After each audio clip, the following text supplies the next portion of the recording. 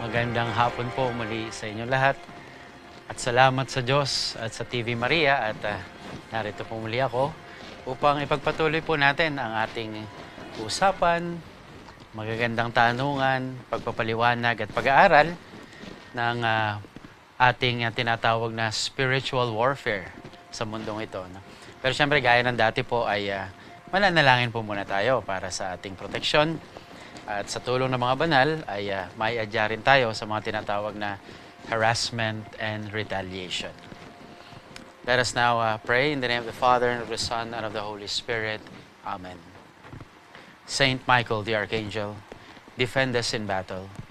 Be our protection against the wickedness and snares of the devil. May God rebuke him, we humbly pray. And do thou, O Prince of the heavenly host, by the power of God, cast into hell Satan and all the evil spirits who roam throughout the world, seeking the ruin of souls. Amen. Hail Mary, full of grace, the Lord is with you. Blessed are you among women, and blessed is the fruit of your womb, Jesus. Holy Mary, Mother of God, pray for us sinners, now and at the hour of our death. Amen. Saint Joseph, the terror of demons, pray for us. In the name of the Father, and of the Son, and of the Holy Spirit. Amen. Gaya nga po ng aking nasabi mga kapatid ay patuloy po tayo sa ating pag-uusap tungkol sa spiritual warfare na ilang linggo na rin nating pinag-uusapan mula pa noong unang Miyerkules ng buwan ng Hunyo. At ito po ang ika-4 na kabanata na or episode or part ng ating pag-uusap. At nabanggit ko po noon, kung natatandaan ninyo, na ito po yung isa sa dalawang pinakamahalagang katanungan na dapat nating sagutin nang sa gayon ay patuloy tayong manalo. O kung hindi pa tayo nananalo, magsimula na tayong magwagi at manalo sa kalaban. Kung inyo po napansin, mula pa nung unang episode, pangalawa, pangatlo, siniwalat natin ang kalaban, ang kanyang paggalaw, at mga dahilan kung paano siya nakapapasok sa ating buhay at bahay. Siyempre, hindi naman magandang lagi lang yung kalaban ng ating pag-uusapan. Baka naman sabihin ninyo wala ba ibang pwede na pag-usapan natin? Okay, kilala ko na yung kalaban. Naniniwala naman ako na umiiral ang kalaban. Meron akong mas mahalagang dapat pag-usapan. At ano yun? Malaman naman natin ang ating mga kakampi. Lilinawin ko lang po, no? Tayo po mga tao, hindi po tayo magkakalaban.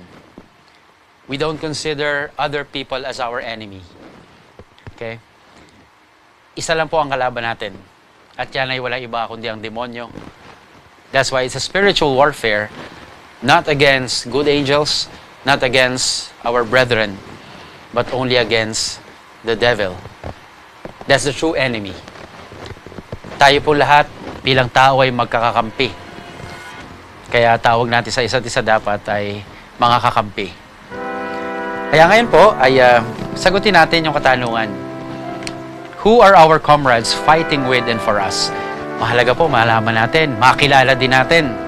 At yun lang pong kaisipan na, uy, may kakampi pala ako. So bukod sa aking pananampalataya, kaya hindi ako natatakot dahil alam kong nandyan ang Diyos, meron ding iba na nakikipaglaban, kasama natin at para sa atin. Kaya ito po, no? Tingnan nyo po mabuti, kung kaya nyo pong picturean yung screen ninyo, kaya nyo isulat, ay para matandaan ninyo, gawin nyo po nang sa gayon ay hindi nyo malimutan kung sino ang pwede nating mga takbuhan. So, this is a spiritual warfare. Gera ng kaluluwa. No? Spiritual na laban. Kaya po, sa labang ito, dahil lahat tayo, sa ayaw natin at sa gusto, ay nakikipaglaban. First, we always have to look at our commander. At ito'y wala iba, syempre, kundi ang Panginoong Jesus. Our commander. The name of Jesus, the name above every other name. That great name of Jesus Christ is the most powerful name of all. Kaya minsan, pinapayo ko rin sa aking mga tawagin natin pasyente, no? Na pumupunta sa akin, you have to say the name of Jesus. Kailangan sanayin mo sarili mo na tinatawag mo ang pangalang Jesus. Alam nyo, it's the year of Saint Joseph.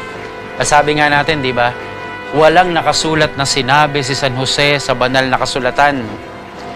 But in one part of the gospel, sinabi po doon, di ba, na yung pangalan na ibinigay ay yung sinabi ng anghel. So most probably, baka yung sinambit ni San Jose, at palagay ko, at naniniwala ako, sinabi ni San Jose ang pangalang Jesus. Sapagkat kailangan mo sabihin yun. No? Nung pagbibigay ng pangalan ni Jesus, Jesus, the name given by the angel. Marami na rin po akong mga karanasan at sinasabi rin po sa akin ng karanasan ng ibang tao na kapag sinasabi nila ng paulit-ulit ang pangalan ni Jesus, nawawala po yung takot nila. You know, my dear friends, mas gusto ni Kristo o mas sabik si Kristo na tulungan tayo kesa sa tayo na humingi ng tulong sa Kanya.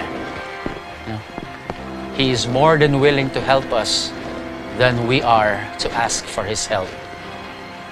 Ganon tayo kamahal ng ating commander. No? Kaya, ang pangalan na ito, ang makapangyarihang pangalan sa lahat. So remember that. Whenever you are afraid, you try. Jesus, Jesus, Jesus. In the name of Jesus, I cast you out, Satan. In the name of Jesus, I cast you out, Lucifer. In the name of Jesus, I cast you out, Asmodeus, Belial, Beelzebul.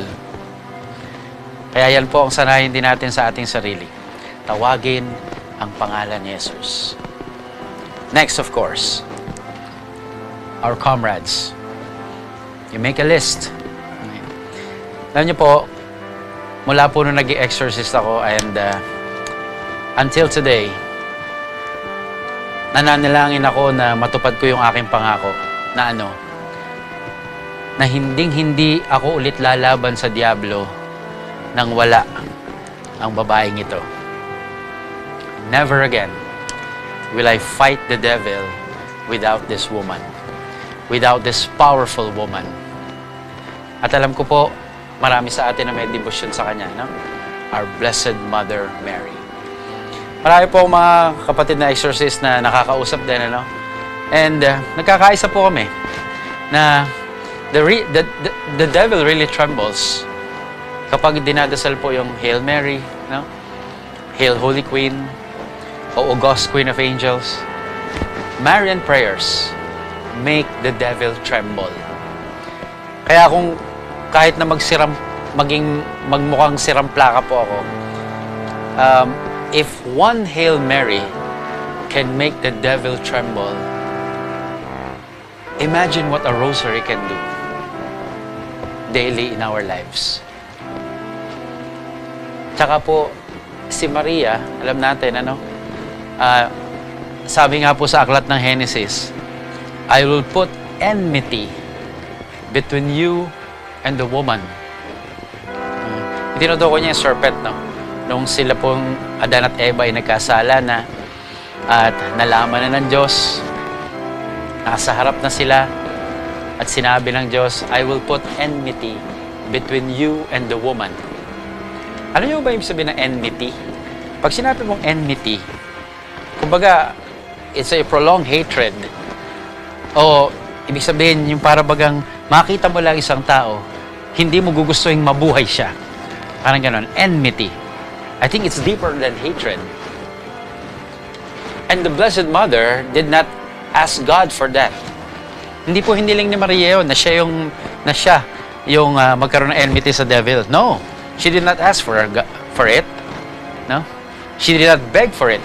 It was God who put that enmity between the woman and the serpent. Kaya sa tuwing babanggitin ang pangalan ng babaeng ito sa Diablo, naaalala niya yung inilagay ng Diyos sa gitna nilang dalawa. At doon siya nagtatremble, doon siya natatakot. So this woman, for me and for many, is the most powerful woman against the devil. Okay? Kaya, kung natatakot ka, mag-isa ka sa gabi, you pray the Hail Mary. You pray the Rosary kung hindi ka makatulog dahil sa takot. Hahawakan ni Maria ang kamay mo at sana makatulog ka. Maraming beses na ko na rin naranasan yun. No? Tinutulungan ni Maria ang kanyang anak sapagkat siya ay isang ina. Next. Itong susunod po ay napaka-espesyal syempre. No? Sabi po ni St. Thomas Aquinas, we ask many things from particular saints. For a particular need, merong inailalaan ng simbahan na isang patron. No? Alam natin yan, no? Patron of priests. Of course, St. John Mary Vianney. Patron of farmers, San Isidro Labrador. No? Patron of desperate cases, St. Jude, or St. Santa Rita de Cassia. Okay? At iba't iba pa, marami pa, no? Mga desperate cases. And so on. The list goes on. Marami po mga particular na mga pangangailangan at may nakalaan na santo para dun sa tulong na yun. Because saints are help for us. Kaya, you call on this saint for this thing. Kapag ikay nawawalan, San Antonio de Padua. Alam natin yan, ano? Kaya po, may mga iba't iba tayo mga tinatakbuhan para po sa isang partikular na pangangailangan. Pero sabi ni St. Thomas Aquinas, from this saint, you can ask anything. Kahit ano. At yan din ang karanasan ni Santa Teresa ng Avila. No? Na kapag siya nagdalasal sa taong ito, wala pa siyang natatandaan na siya ay hindi pinagbigyan. And I know, you know him, you already have a hint. It's no other than Saint Joseph. The year of Saint Joseph. The patron of the Universal Church, terror of demons, Joseph most chaste, Joseph most pure. No? Dami-daming titulo ni San Jose, no? Maraming titulo ni San Jose. Di ba kayo nagtataka? Isang mama na halos walang sinabing nakasulat sa Biblia, pero dami nagagawa. Palagi ko po ganun ho talaga. Sapagkat ang taong madada, minsan wala nagagawa. Pero yung mga tahimik lang, yan ho, maraming mga nagagawa. Napaka-espesyal na tao. Napaka-espesyal na mama. No? And for St. Francis de Sales, he completes the earthly trinity. Of course, we have the heavenly trinity, the Father, Son, and Holy Spirit. For St. Francis de Sales, we have the earthly trinity composed of Jesus, Mary, and Joseph. At syempre, ang mamang ito, ang taong ito, ang lalaking ito, ay naniniwala ko marami mga diablong kinalaban yan sapagkat nasa pangangalaga niya si Maria, si Jesus. Biruin mo, sa panaginip, sasabihan siya ng anghel, oh, lumikas kayo papuntang Ehipto. Just imagine that difficulty, dadalin mo ang isang bagong panganak, tapos bagong panganak na babae, tapos bagong silang na sanggol, papuntang Ehipto. Eh, hindi ho malapit yun, ha?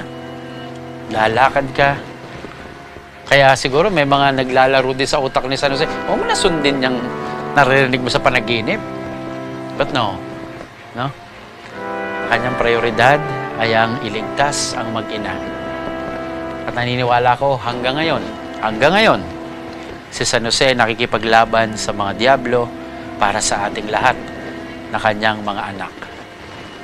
Pagkat naniniwala ako, may tatlong treasures po si St. Joseph. Sabi nga, no? Jesus, Mary, and you. You are Joseph's treasure. We are Joseph's spiritual children. Kaya ho, sa tuwing tatawagin natin ang pangalan ni San Jose, nako, ay talagang matatakot din ho ang demonyo. Kaya paborito ko itong larawan na ito na yung kanyang stick na yan, cute-cute na lily, ano? Pero pangtapos po yan ng diablo. at ng demonyo. Kaya sa inyo po na mga afflicted, meron ding mga takot, nagkakaroon ng oppression, obsession, kahit yung mga sa bahay niyo sa infestation, no? Magkaroon po kayo ng imahe ni San Jose sa inyong tahanan. Napakalakas po na kakampi at pananggalang laban sa masamang spirito. Next, Saint Paul. Okay? Saint Paul had his own battles against the evil one, no? Kaya po, ilagay niyo po sa listahan niyo si San Pablo para po maging pananggalang din natin laban sa mga masasamang spirito, no? At dati po alam natin si San Pablo ay persecutor of Christians, no? And tunay na nilalabanan si Jesucristo, no? Inaapi si Jesucristo, kaya ang kanyang ang tanong ni Jesus nung si San Pablo ay papunta ng Damasco, no? Why are you persecuting me? Okay? Sino ka ba? No? I'm Jesus. And so from then on, he began to fight the devil, no?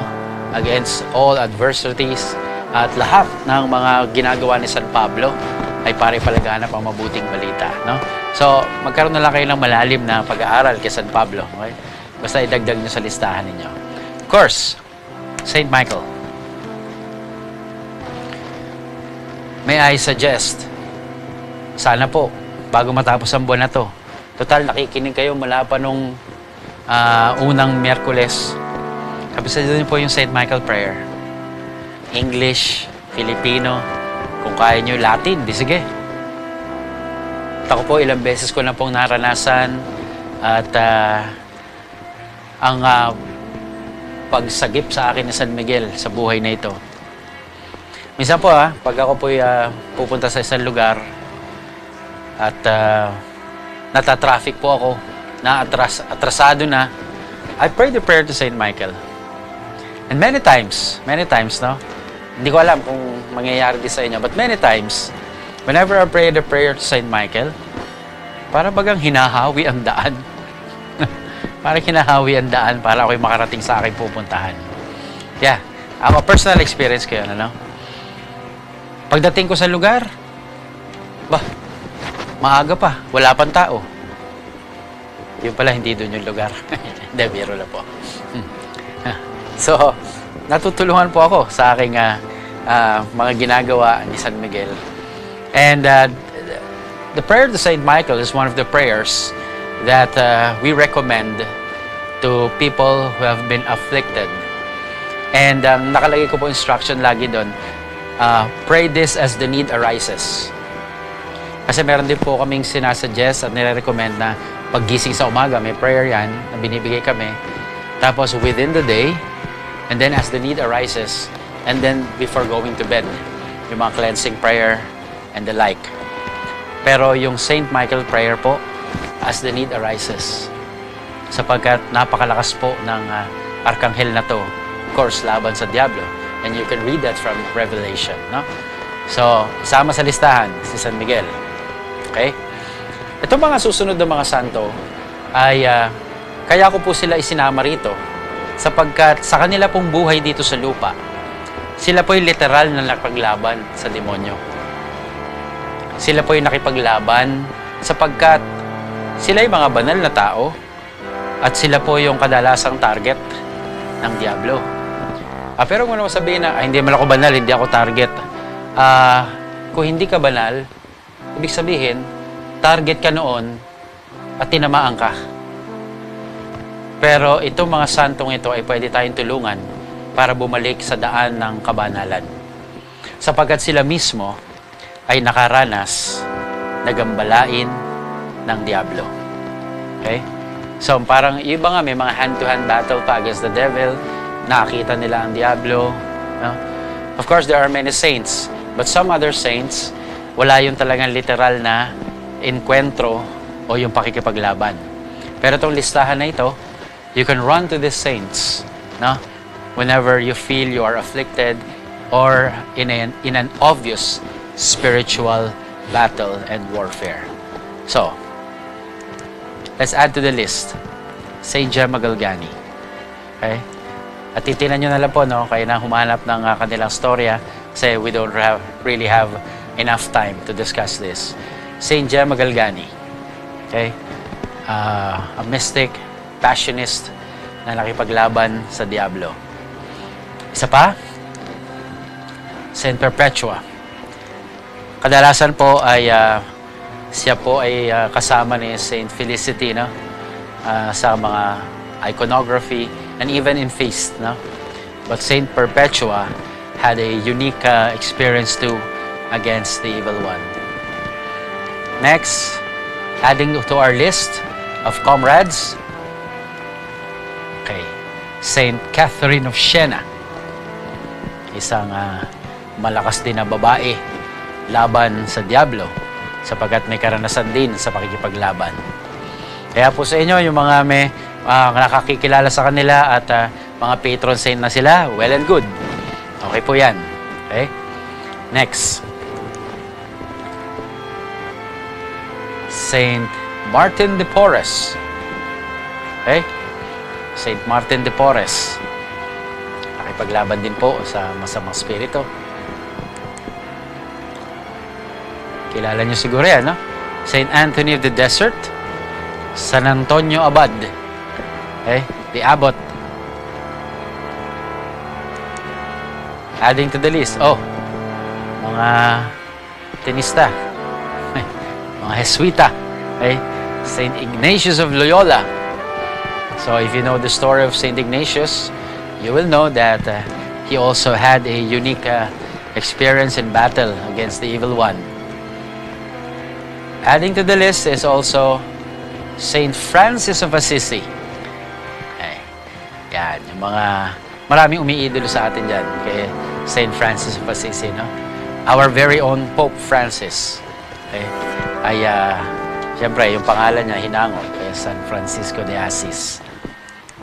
Of course, for those of you who know his story, no? Saint John Mary Vianney. Kaya ho, isa rin sa pinagpapasalamat ko po, noong 2019, no? November 2019, hindi ko naman po akalain na ako'y ma-assign sa isang parokya na siya po ang patron. No? At sabi ko nga, hindi ko po pinili yung parokya na yon. Pinili ako ni San Juan Bautista. Oh, San Juan Bautista. Kasi po St. John the Baptist. St. John Mary Vianney para po doon sa parokyang yon. Okay? Kaya napakaganda rin po ng kanyang storya laban sa demonyo, kanyang pakikipaglaban sa Diablo. Okay? Of course, one of my favorite comrades and one of my favorite saints, Saint Benedict, na? The Abbot or Benedict of Nursia. Saint Benedict, sineselebrate po ang kanyang feast day ng July 11. No? July 11.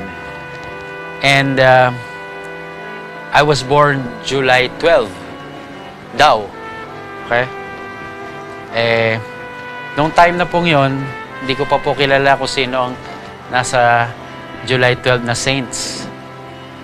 But my mother said, I was born evening of July 11. Kasi po natatandaan niya, nagle-labor siya nung ako po nung nagbe-birthday siya. Ang birthday ho nanay ko July 11 eh. And so, tandaan niya raw, nagle-labor siya, birthday niya. Kaya, palagay ko po, ang katotohanan ay pinanganak ako ng July 11, having Saint Benedict as the feast. Pero nung na-canonize po si Saints Louis Inzali Martin na ang feast day July 12, sabi ko, okay na rin naman. Pwede na yun. At napakaganda rin namang data, no? But of course, I take Saint Benedict as my patron saint for exorcism. And you can take him too. Kasi napakalakas at napaka-effective din po sa masamang spirito. And of course, sino hindi makakakilala sa santong itong susunod, no? Palagi ko po, marami na sa inyo umiidolo sa kanya, marami na sa inyo ang kakilala siya, marami na sa inyo ang nagnovena sa kanya, marami na sa inyo ang lumapit sa kanya dahil merong hinihiling, merong hiling ng kagalingan sa karamdaman, And as a matter of fact, many shrines have been built up in his honor. And I'm speaking about Saint Padre Pio of Pietrelcina. No? Sa inyo, mga nakakaalam ng kanyang storya, alam nyo na siya ay nakipaglaban talaga sa Diablo. No? Pero, some points for reflection on Saint Padre Pio. Ano po, sa kanyang buhay, many people thought that His Holiness was about his capacity to bilocate and to give healing, grant healing or cure to the sick. Yan ang nasa isip na marami. Kabanalan yan, ang lupit. Kasi nagbabilocate yan eh. Kasi nakakapagpagaling yan. Nag-exercise din nga yan eh. Alam niyo po kung yan ang magiging basehan ng kabanalan ni San Padre Pio, may hirapan po marami. Sapagkat hindi naman lahat kaya yun. O siguro, because of His holiness, kaya niya nagagawa yun. At yun ang mas palagay ko mas totoo. Na dahil sa kanyang kabanalan, kaya niya nagagawa yung mga bagay na yun. Pero ano yung ginagawa niya, kaya siya maituturing na tunay na kabanal? You know what, my dear friends? At itong kinagagalit ng Diablo sa kanya. What was that? Kasi nung time na siya ay masyado ng napag-uusapan, tapos sumisikat na rin siya, no? You know, his superior told him, you cannot celebrate Mass publicly. Hindi ka muna pwedeng magpakita sa tao. Hayatus ka muna. Laylo ka. With all humility, he obeyed. And that's the holiness of Padre Pio. Not his capacity to bilocate, not his power to heal, but his humility and obedience. At doon natakot ang demonyo sa kanya. Kaya nga sabi niya, the devil is terribly afraid of humble people. Yan ang kabanalan ni Padre Pio. Kanyang pagsunod, kanyang kababaang loob. So yun, kaya natin yun? Kaya ng lahat yun. Kayang pagsikapan. Kaya nating gayahin. Kaya nating magawa. Kasi kung by location lang at pagpapagaling ang pag-uusapan, hindi naman natin kaya lahat yun. Pero pwede natin sikapin yung tunay na dahilan ng kanyang kabanalan. Yung pagsunod at kababaang loob. Okay? Sino pa po ang pwede nating takbuhan? Huwag niyong kalimutan ang inyong mga guardian angels. Lahat tayo ay may guardian angels. Period. No?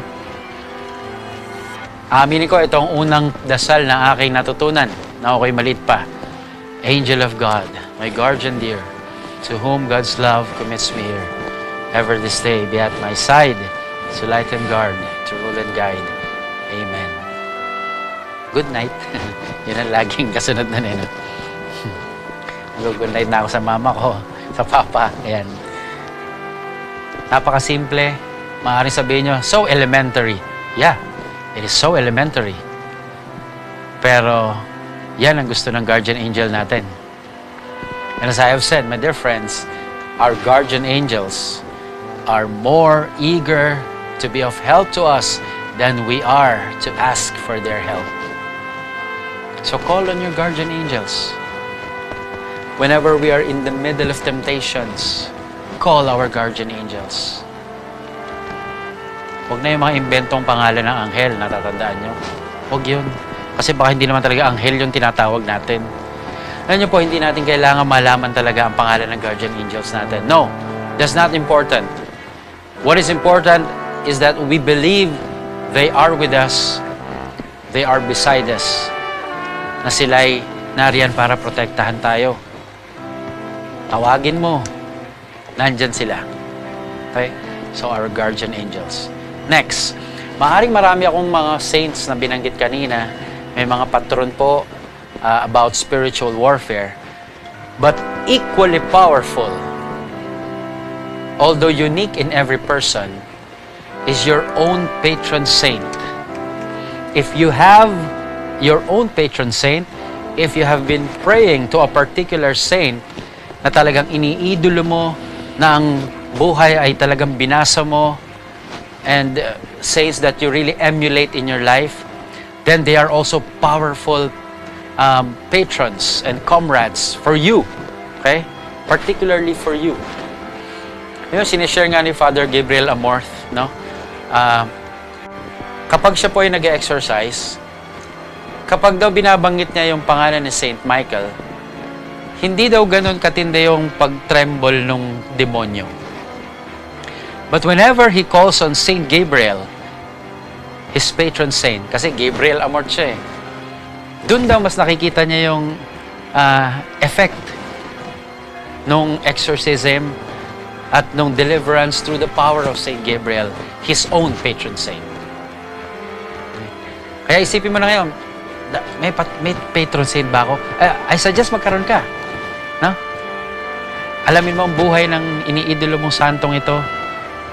Tingnan mo yung kanyang pamumuhay at tingnan mo kung pwedeng iakma sa iyong sarili. No? Choose a saint. Choose a patron saint.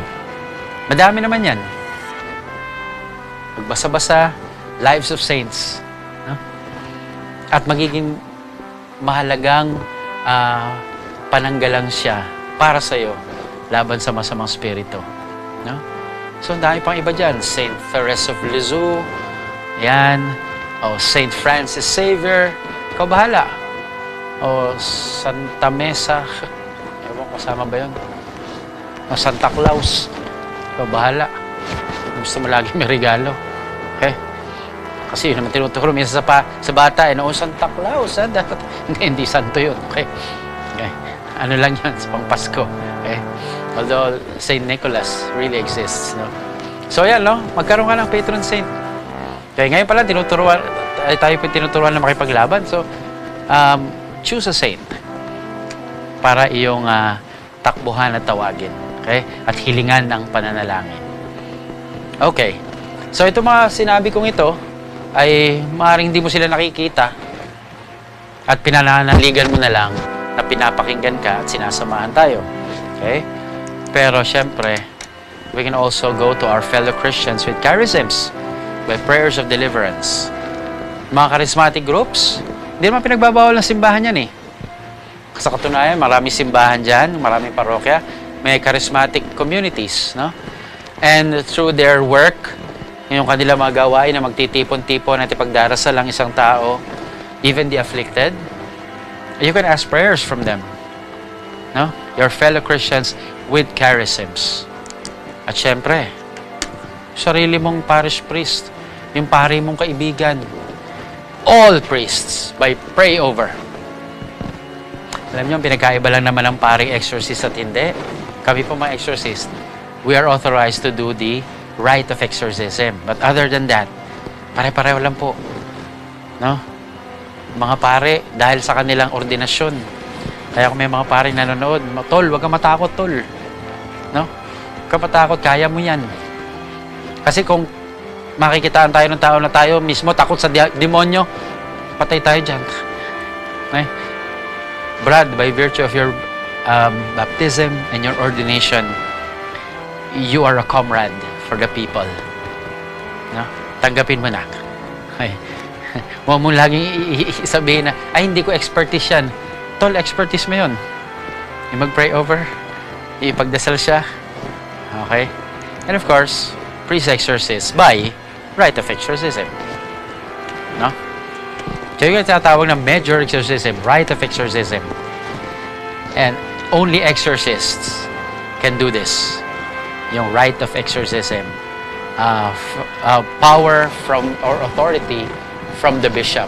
So ako po, from my own bishop, Bishop Francis De Leon, dito sa Manila, of course, beginning tomorrow, no? From His Eminence Jose Cardinal Advincula. So yung mga exorcist po ay sa kapangyarihan po at authority ng kanilang sariling obispo, and they are allowed to do it in their own diocese.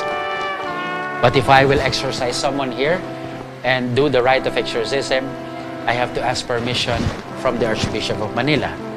If I will do it in Caloocan, from Bishop Ambo. If I will do it in Lingayen, Dagupan, from Archbishop Sok. Ganun po yun. If I will do it in Cubao, I have to ask permission of Bishop Honesto Ongtioco. So, ganun po yun, no? Para po nakikita yung authority. Okay? Because all bishops are exorcists. Okay? So, now, ito po yung mga kakampi natin.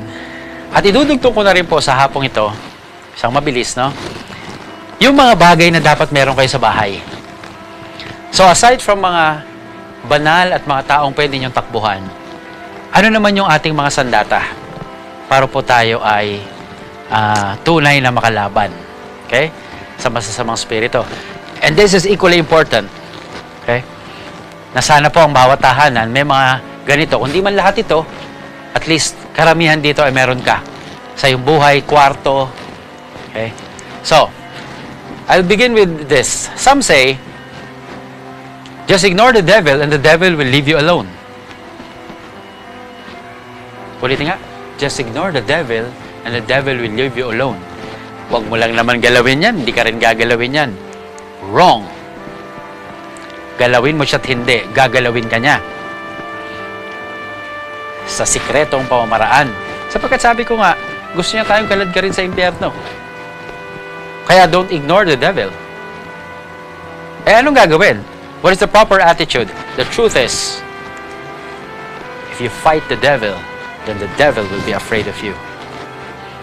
Yan ang mas paniwalaan mo, kapatid. We have to fight. Hindi naman pwedeng tayo lang lagi ang kinakalaban. Lumaban ka din. And if you fight him, he will be afraid of you. Uy, ba't nasama ito? Hindi po, kasama talaga yan. At kung tatanungin ko po kayo ano nakikita nyo hawak niya, alam ko po, kasi lahat kayo magsasabihin, a sword. But equally important is what this woman holds on her left hand. Okay? At yung shield po, ay didiscuss ko sa susunod na Miyerkules.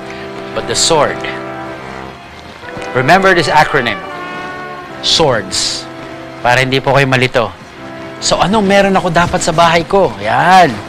Anong meron ako? Pero by the way, no, bago ko po ituloy ito, see to it na ang mga bagay na ito na aking sasabihin sa inyo ay dapat pinababasbasan po sa pari. Hindi ko sinasabing sa exorcist lang.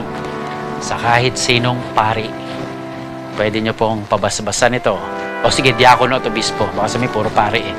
Okay? So, swords. In spiritual warfare, especially whenever there are extraordinary demonic activity. So, alam nyo na yan, ano? Ordinary is temptation, extraordinary, infestation, ganyan, oppression, obsession, possession. Letter S will be exorcise, blessed, salt. Tingnan nyo po, exorcise, blessed. At meron pong particular na exorcism and blessing ng salt para mag-iisang efficacious weapon against the evil one. So, S is salt. Next, W is water. But exercise, bless water. Ako po, all my life as an exorcist, no, ang iniinom ko po tuwing umaga hanggang sa gabi ay exercise, bless water. Okay? Father, bumabait ka? Parang hindi. No? Pero, napapatid yung uhaw ko. Okay? So, yan po, no? Exercise, bless water. Pwede rin pong pag-wisik sa tahanan at kung ano-ano pa ang pwedeng gawin. Okay?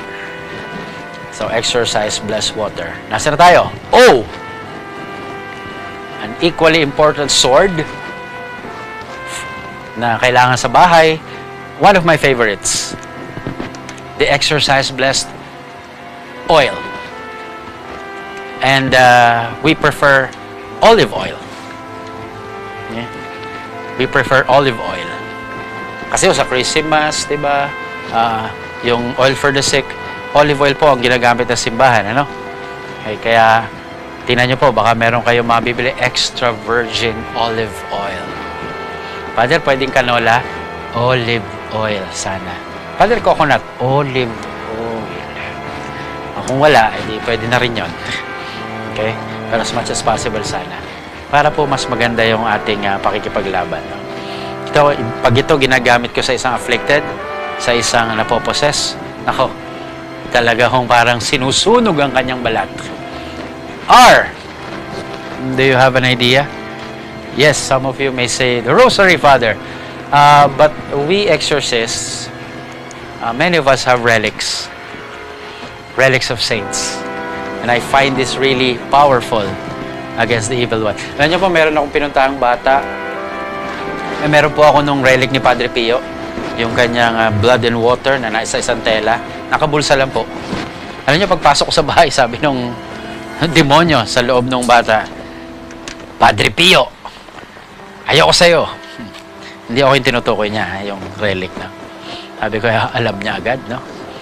So, relics of saints. And many exorcists use this, no? Letter D. Devotional images. Well, instead of yung mga pampaswerte sa bahay, ito ho ang ilagay ninyo sa inyong tahanan.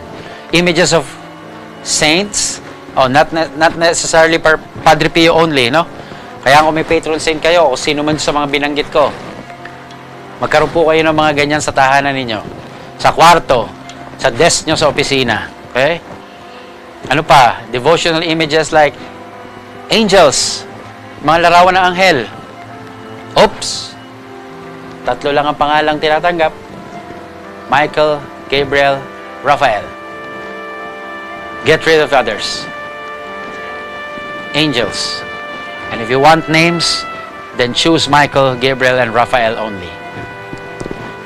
Another devotional image, of course. Sana naman yung tahanan ninyo, dahil Katoliko kayo, ha? Meron kayong imahe ni Maria sa bahay. Meron kayong imahe ni Maria sa inyong desk sa office, sa kwarto ninyo. Okay? Of course, the image of the Lord Jesus. Dami naman yan. Yung title si Jesus, no? Divine Mercy, Sacred Heart, Christ the King, Santo Niño. Yan. Basta si Jesus. Okay? So, images of saints, angels, the Blessed Mother, and of Jesus Christ. And finally, yung S, sacred objects. The things that we use whenever we exercise. Okay? So, what are these? Ito, i-enumerate ko lang.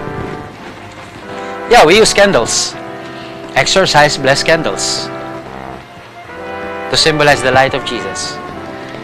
And we exercise and bless candles. Pag nilalagay po sa mga kwarto, ay yung prayer kasi doon, sana kung saan nakalagay ang kandilang ito, ay maging safe ang buong building o yung tahanan. Okay?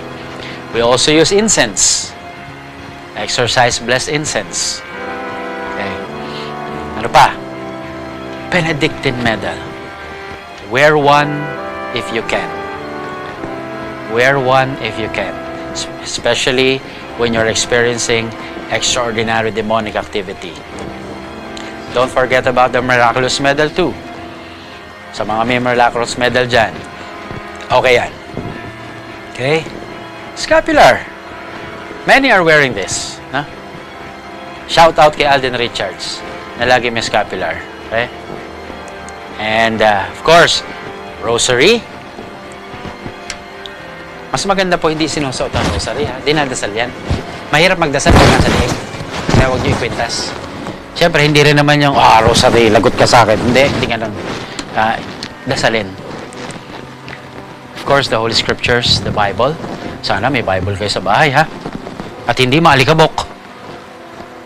Sana nga sira-sira na dahil laging ginagamit. We also use bells to drive away the evil spirits. Pag umuikot sa bahay, tapos nagbe-bell. And of course, lastly, the crucifix. Ospital, bahay, kwarto, opisina. Sana po may crucifix kayo. Okay? So, ayan po ang ating mga kakampi at mga sandata. At sana po ay marami na po rito ang meron kayo. Okay? Kaya dyan po nagtatapos ang ating ika-4 na bahagi. At muli po, salamat sa inyong pakikinig. At ano pong susunod natin?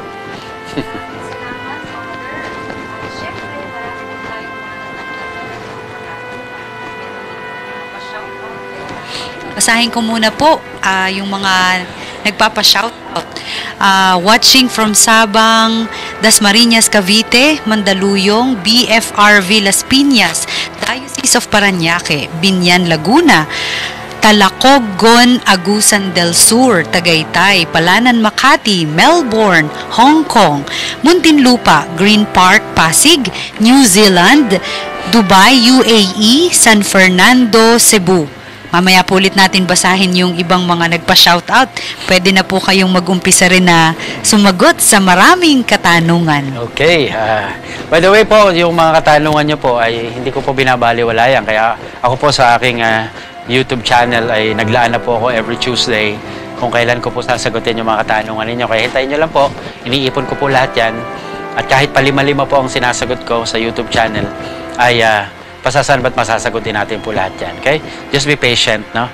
Patience is a virtue also. Okay? Okay, meron ditong tanong si Shera Mortega. Oh, parang kilala ko to. Okay. Sabi niya, "Hi Father, I have a question. If we have a blessed Benedictine medal, do we need to have it blessed again if we have not used it for a very long time?" Okay, thank you sa question. Maraming nagtatanong talaga niyan, ano? At marami rin gumagawa niyan na para bagang yung blessing nag-expire. No? Una-una sa lahat, ang blessing ay hindi nag-expire. Okay? Kaya nga po, sa mga tahanan po, once it's blessed, well, it's blessed forever. Ganun po yan.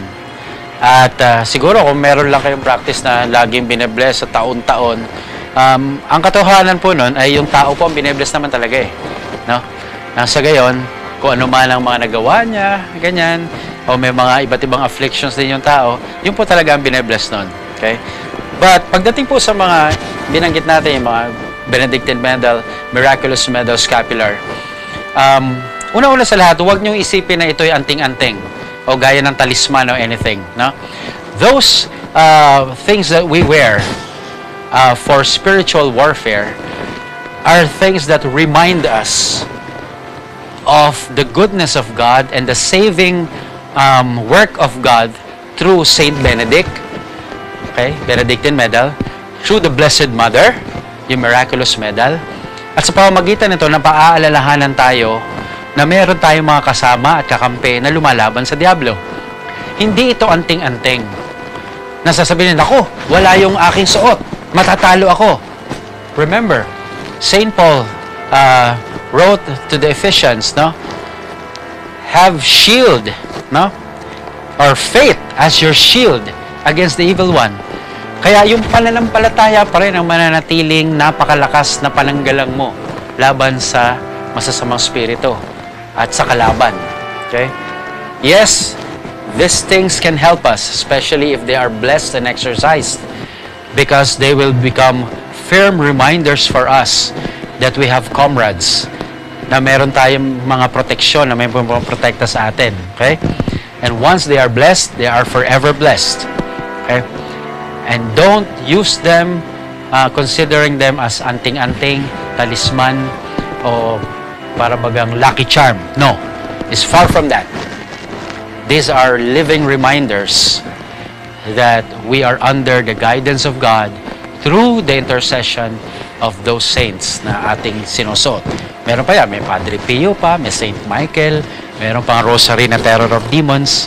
No? Ito'y paalala sa atin. Pero hindi yon mga anting-anting. Okay? So, yun po.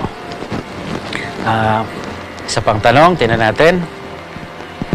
Father, meron po bang book na mabibili ng mga prayers para sa mga saints?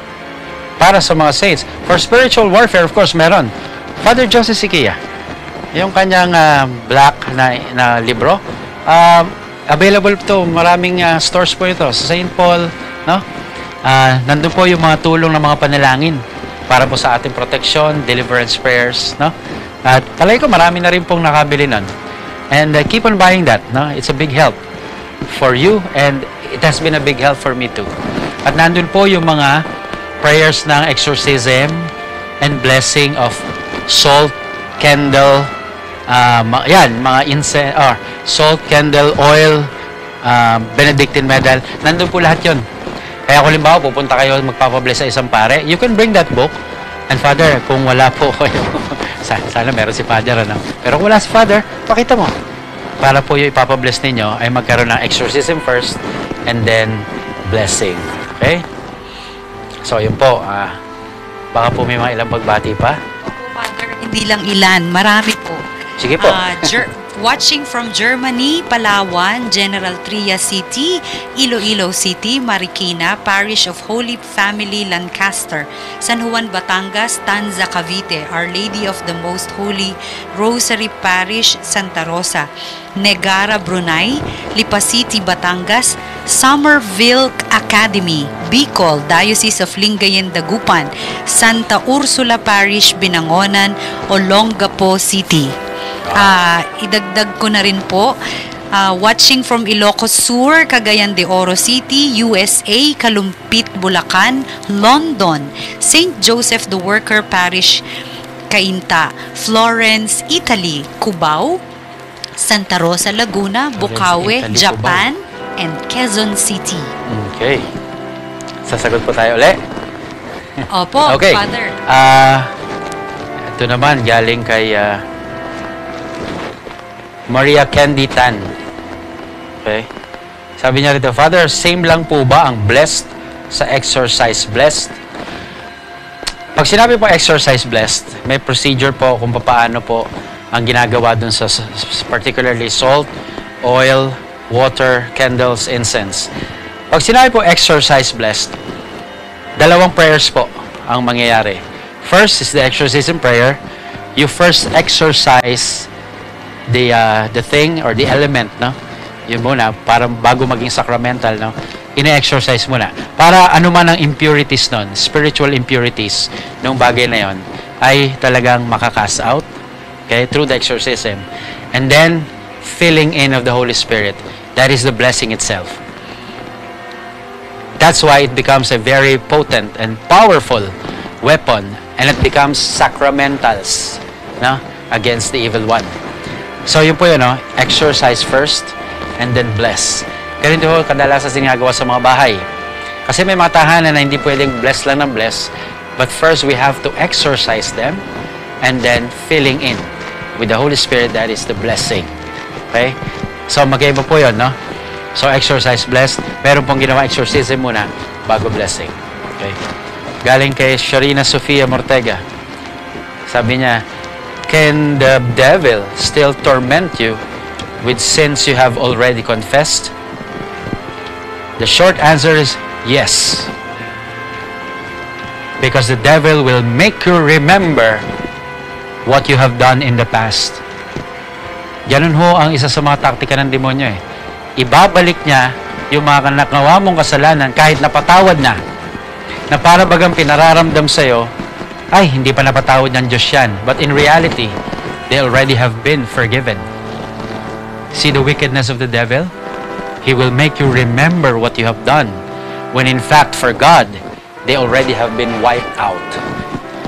Kaya ho, marami sa atin ang nagsasabi at narinig ko rin sa kumpisal, Father, naikumpisal ko na ito noon, pero talagang hindi ako matahimik, nababagabag ako. The first thing I tell to that penitent is, for your penance, I want you to forgive yourself. Then, you will begin to experience peace. Kasi, hindi mo mapatawad ang sarili mo kahit napatawad ka na ng Diyos. Sabi nga na C.S. Lewis, don't make yourself a higher tribunal than God. Kung napatawad ka na ng Supreme Court, wala na yung regional trial court. Kaya yung makasalanan napatawad na, wala na sa Diyos yun. But what the devil will do is to make you remember. Oh, natatandaan mo yung ginawa mo? Oh, sama-sama mo noon eh. Aya, masama ka noon. Masama ako noon. Pero napatawad tayo dahil sa pag-ibig at biyaya ng Diyos sa atin. Kaya nga po, if the devil will remind you of your past, you remind him of his future, that he will be damned forever in hell. Okay? So, ano po?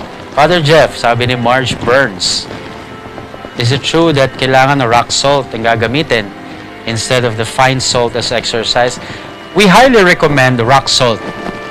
Kasi po yung mga iodized salt, may mga impurities na po yun eh, no? Dapat po sana yung unadulterated. Okay? Ibig sabihin po ay raw and yung pong talagang wala pa pong kahit anong chemicals na inilalagay. Mas pure, no? Kaya ho yung rock salt, simple-simple sa palengke, marami. Sa mga groceries po kasi, minsan, magkaipapalit na, meron dyan, iodized rock salt. Ay, iodized pa rin yun. Okay? So, dapat po talaga yung rock salt, yung malalaki, big grades. Okay? So, we highly recommend na ganun po ang gamitin. Okay? Meron pa isa rito. Sabi ni Sean Sulugan, Father Jeff, yung relics, saan ba tayo makakabili? Ako, di ho binibenta dapat ang relics. Yung sa akin po kasi lahat po yun binigay at hiningi ko po. Pero wala pong involved na money. Kasi po hindi po tama yun na nagbebenta ng relics, no? And siguro po kung medyo kayo'y pinagpala, pwede magbigay sa inyo, no? Pero hindi po talaga yan binibili. Actually, nire-request nga lang din po yan sa mga nagmamay-ari nito, na mga congregations, no? But kung meron man involved na money, siguro yung mga lalagyan. Kasi minsan mga theka, kung tawagin, no? Mga reliquary, medyo may presyo po yun. But the relic itself, they are not sold and they should not be sold. Okay? Baka po may mga ibang pagbati pa. Meron po mga watching from Nangka, Marikina, from Pasig, Las Piñas, Maypaho, Caloocan City, from Montalban, Rizal, UAE, Sharjah, watching from Medina, Misamis Oriental, watching from watching together with you, VIM Prayer Warriors. Novaliches, yun po, si UAE Sharjah ulit po. Okay. Pwede po sa last siguro, no? Okay. Ito, maganda yung tanong niya. At dito ko na po tatapusin. Sabi ni Maria Loreto Sanchez, at ito makakatulong po sa inyo lahat, mga kapatid. Father Jeff, ano po name ng YouTube channel ninyo? Wow. Punta po kayo sa Pads Jeff. Pads Jeff. Kung gusto nyo po yung mga mapapanood nyo doon, like, subscribe, and share. Parang awa nyo na. Para po mas marami ang matuto, mas marami po ang makaalam. And yun po, no? At sa susunod po Miyerkules, magkita-kita po muli tayo o mas makatotohanan yung makita nyo po uli ako. Okay, para po sa ating fifth and last part of our spiritual warfare discussion. And hangad ko po lagi ang inyong kalusugan, syempre, ng pangangatawan, ngunit lalo tigit sa lahat ng inyong espiritu. Okay? And salamat po sa lahat ng mga sumusubaybay sa inyong interes sa ganitong usapin. At nawa po ay maikalat po natin ang katuruan ng Simbahang Katolika, lalo tigit sa mga ganitong uri ng mga paksa. No? Kaya muli po, ito po si Reverend Father Jeffrey Quintela, the Chief Exorcist of the Diocese of Antipolo. At gaya na lagi ko sinasabi at pinapaalala, si Kristo po ay lagi natin kasama, hindi siya nangiiwan, kaya huwag kang mangamba. To make His message known is our responsibility. So here we are to pledge our lives to